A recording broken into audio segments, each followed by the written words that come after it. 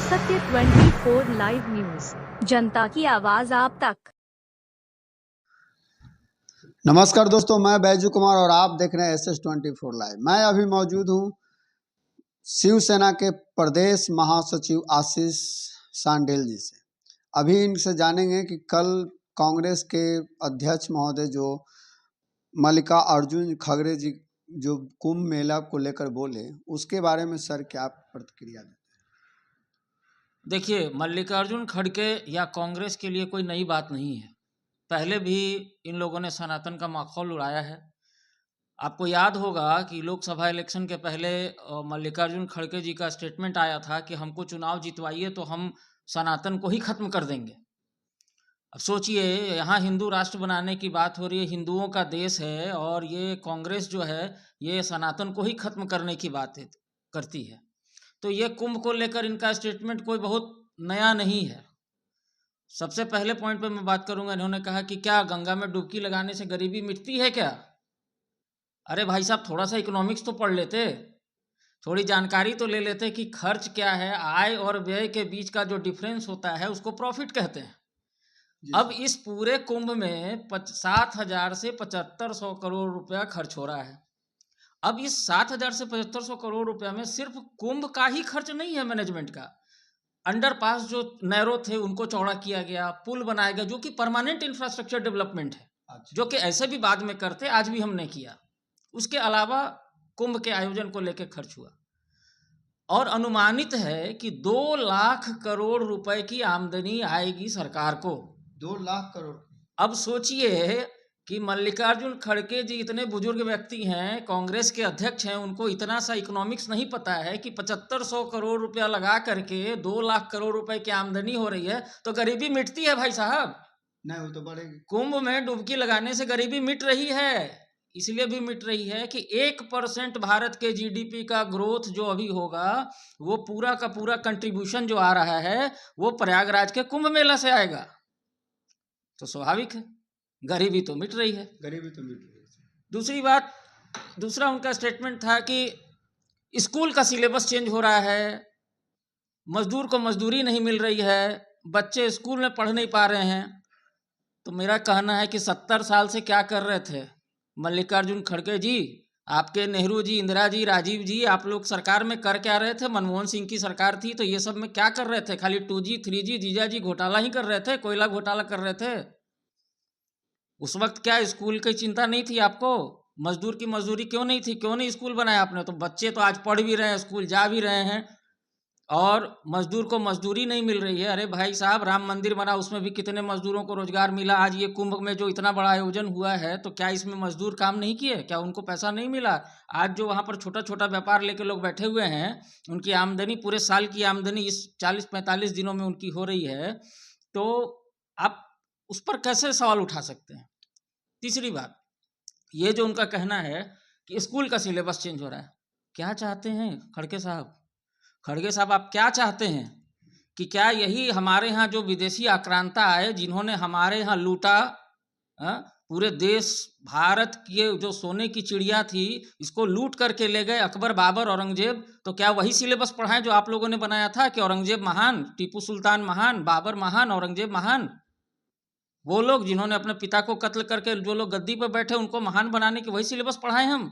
तो सिलेबस क्यों नहीं बदलेंगे? अच्छी पॉजिटिव सेंस में जो चेंजेस हो रहा है उसको तो स्वीकार करना चाहिए। तो लेकिन क्या है कि देखिए, कांग्रेस और खड़गे साहब ये लोग तो सनातन विरोधी हैं। जब सनातन को खत्म करने की ही बात करते हैं तो ये अकबर, बाबर, औरंगजेब को महान बताएंगे ही। इनको सिलेबस चेंज होने से, सिलेबस अच्छा होने से परेशानी तो होगी ही। अब खड़गे साहब का एक और स्टेटमेंट सुनिए कि लोग 1,000 रुपए खर्च कर करके और कंपटीशन में डुबकी लगा रहे हैं गंगा जी में। भाई साहब, थोड़ा अपना कांग्रेस का इतिहास पढ़ लेते। 1954 में नेहरू जी, 66 में इंदिरा गांधी, 2001 में सोनिया गांधी, 2022 के इलेक्शन के पहले 2021 में प्रियंका गांधी। क्या कर रहे थे वहाँ? कंपटीशन में डुबकी लगा रहे थे। और नेहरू जी ने जब डुबकी लगाया था तो उनका स्टेटमेंट है, पढ़िए भाई साहब, सब ऑन रिकॉर्ड है। उन्होंने कहा कि गंगा तो हमको हमेशा से अट्रैक्ट करती है, हमारा हमेशा से गंगा में हमारा स्नान करने का बहुत हमको आनंद प्राप्ति होती है। तो अब पहले कांग्रेस का इतिहास पढ़िए, अपने अपने पार्टी के बारे में जानिए, अपने सीनियर लोगों के नेताओं के बारे में जानिए, तब कोई स्टेटमेंट दीजिए। उसके बाद एक बड़ा आजकल पॉलिटिकल पार्टी लोग का चल गया स्टेटमेंट, मनुस्मृति, मनुवाद। अरे भैया, मनुवाद का एक बड़ा छोटा सा श्लोक है, काश आप लोगों ने उसको पढ़ा होता। जन्मना जयते शूद्रः कर्मणा द्विज उच्यते। इसका मतलब ये होता है, मनुस्मृति में ये लिखा हुआ है कि मनुष्य जो भी जन्म लेता है वो जन्म से शूद्र ही होता है, वो कर्म से ब्राह्मण बनता है, जन्म के बाद वो कर्म से क्षत्रिय बनता है, वो कर्म से वैश्य बनता है। तो मनुस्मृति तो पढ़ा है नहीं आप लोगों ने। मनुस्मृति सोचिए कितनी अच्छी बात मनुस्मृति में लिखी गई है कि जन्म से हर कोई शूद्र है। जब जन्म लिया तो वो शूद्र है। अब वो अगर ब्राह्मण वाला कर्म करेगा तो ब्राह्मण कहलाएगा, क्षत्रियों वाला कर्म करेगा तो क्षत्रिय कहलाएगा, वैश्य का कर्म करेगा तो वैश्य कहलाएगा। तो एक पॉइंट को पकड़ लिए मनुस्मृति और उसको करते जाना है। और सबसे बड़ी विडंबना देखिए भाई साहब, इंडोनेशिया जो पूरे विश्व का सबसे बड़ा मुस्लिम देश है, अभी उनके राष्ट्रपति ने 26 जनवरी को क्या स्टेटमेंट दिया कि मेरा डीएनए चेक कराइए, मेरा मूल भारतीय निकलेगा। मूल भारतीय निकलेगा जी। अब आप सोचिए, इंडोनेशिया सबसे बड़ा मुस्लिम देश पूरे वर्ल्ड का, वहाँ का नेशनल जो उत्सव है वो क्या है पता है? रामलीला। अरे वाह। वहाँ के एयरलाइंस का नाम क्या है? गरुड़, जो विष्णु भगवान के वाहन है। और वहाँ के राष्ट्रपति कहते हैं कि मेरा डीएनए भारतीय है। और यहाँ पर सिर्फ वोट की राजनीति करने के लिए ये कांग्रेस, खड़गे जी और ऐसे और भी अन्य लोग हैं यहाँ पर भरे पड़े, जो कि सनातन को गाली दे करके अपना वोट बैंक बनाना चाहते हैं। भाई साहब, हिंदू जाग चुका है और ये कुंभ में दिख रहा है, हिंदू जाग गया, उसको जागने दो। और अब हिंदू चुप नहीं बैठेगा। जो हिंदुओं का शोषण, सनातनियों का जो शोषण हुआ है, और हमारे जो जनरेशन्स को ये सिलेबस में अकबर महान पढ़ाया गया है, अब वो नहीं चलेगा। मर्यादा पुरुषोत्तम राम, भगवान श्री कृष्ण और भगवान भोलेनाथ, ब्रह्मा विष्णु महेश के बारे में अब हमारा जनरेशन जानेगा। और हिंदू जाग रहा है और हिंदू जागेगा। सभी लोग कुंभ में जाइए, डुबकी लगाइए, गरीबी पाप सब मिटेगा। हाँ, गंगा में तो डुबकी लगाने से अरे पूरे साक्षात भाई साहब, मल्लिकार्जुन खड़गे साहब, आज नहीं तो कल आप भी डुबकी लगाइए। अगर आप नहीं लगाएंगे तो कल आपकी अस्थियां को वहीं गंगा जी में ही विसर्जित किया जाएगा। कहाँ भाग कर जाएंगे आप?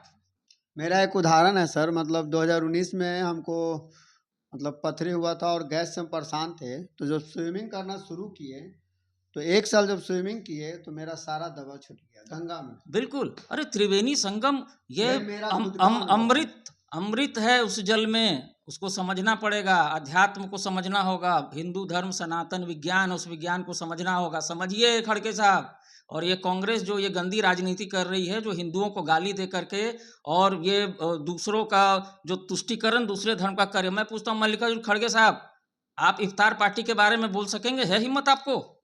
आप बोल के दिखाइए कि इफ्तार पार्टी करने से गरीबी मिटती है क्या? लोग करते हैं महीना और ये पॉलिटिक्स चमकाने के लिए इफ्तार पार्टी। आप क्या कह सकेंगे क्या कि क्रिसमस में जो गिफ्ट बांटते हैं लोग और क्रिसमस 5-5, 7-7 दिन तक मनाते हैं, क्या उससे गरीबी मिटती? क्या बोलने की हिम्मत है आपको? देखिए, ऐसा है सनातन हर धर्म का, हम लोग हर धर्म का आदर करते हैं। हमको दूसरे धर्म से कोई दिक्कत नहीं है। आप भारत में रहते हैं, भारत माता का सम्मान कीजिए। यहाँ हिंदू हैं, सनातन हैं, उनका सम्मान कीजिए और प्रेम बस रहिए। हिंदू तो सब दिन से मिलजुल करके, वसुधैव कुटुंबकम का सब दिन से हिंदुओं का रहा है अपना एक नारा। हमारा तो मंत्र ही है वसुधैव कुटुंबकम। पूरा विश्व जो है वो एक है, वो हमारा कुटुंब है, वो हमारा मेहमान है। आप आइए, रहिए, लेकिन यहाँ रह करके आप हम ही को गाली देंगे तो ये बर्दाश्त नहीं होगा खड़गे साहब। और जब दिया बुझने वाला होता है बैजू जी, तो वो ज्यादा फड़फड़ाता है। कांग्रेस मुक्त भारत होगा। हमारे शिंदे जी, हमारे अध्यक्ष श्री आशुतोष झा जी, क्रीड़ा मंच के संयोजक श्री दीपक वर्मा जी, और शिवसेना में ये जो हमारा संगठन है, जो बाला साहब ठाकरे का हिंदुत्व का नारा था, उसको हम लेकर चले हैं। हिंदुत्व आगे बढ़ेगा। और मोदी जी और योगी जी बहुत अच्छा काम कर रहे हैं, हिंदुत्व को संगठित कर रहे हैं। अब इस संगठन को तोड़ना खड़गे जी के बस की बात नहीं है। विकास हो रहा है, चौमुखी विकास हो रहा है, और सनातन को गाली दे करके अब आप आगे नहीं बढ़ सकते, वो समय खत्म हो चुका है। चलिए, धन्यवाद सर। आप देख रहे थे SS24, मैं बैजू कुमार। आप वीडियो को लाइक करें, शेयर करें। धन्यवाद। Thank you for watching. Don't forget to subscribe, like, share and comment down.